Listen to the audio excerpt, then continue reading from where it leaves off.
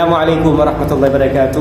So ngayon may interview po tayo na isa pong balik Islam na matagal na dito na jamaa sa Taytay, El Salvador City. So ngayon, bro, unsay reason nga nag-Islam ka na Muslim? Bismillah. Sa umpisa, wala po ko'y reason nga nung akong hilag ko sa Islam kay wala nasa kuno na tungod kay araw pananampalataya sa una nakatuon kang Isu Kristo.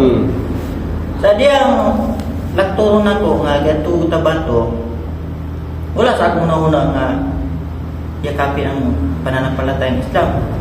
Pero nagbasa-basa na ko og mga pamphlets. Then iuban ko sa akong classmate sa masjid sa Cotabato.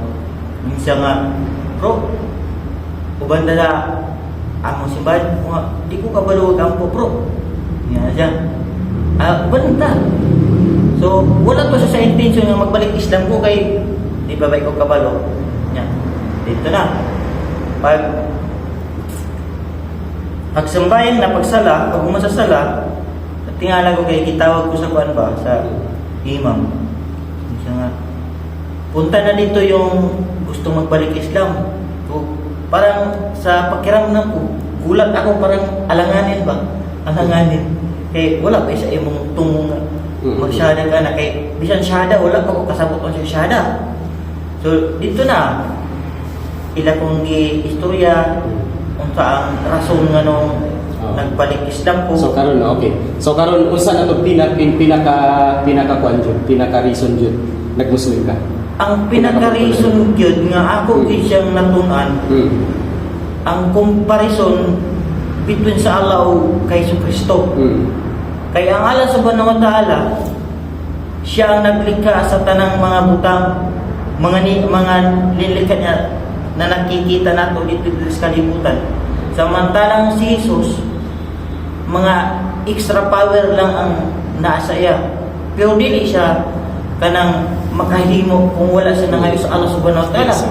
Kay usa man siya sa rason nga gipadala siya sa Allah subhanahu wa ta'ala sa panahon sa iya motong revelasyon nga ebanghelyo. So ang nakakuan gid sa ako kay nagtuumi og Trinity, kay ang Trinity is usara daw.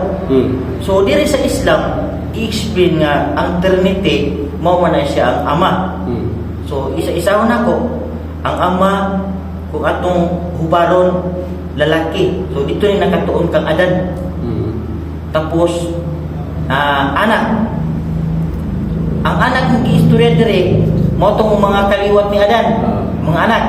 Tapos ang espiritu mao man ning gimugna sa Allah subhanahu wa ta'ala para iyang ibutang sa lawas sa tao para mabuhi gid ang tao. Muna siya ang gingon nila nga ang God, Amahan, Anak, Espiritu isa. Sa tatlong sulti nako, Ama, Anak, Espiritu, isa lang naglikha ang Allah.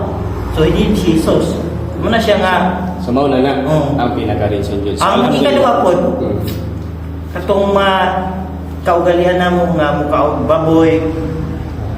Dire sa Islam, akong natuklasan nga ipinagbawal pala. So wala na kung magkaon na to. Alhamdulillah.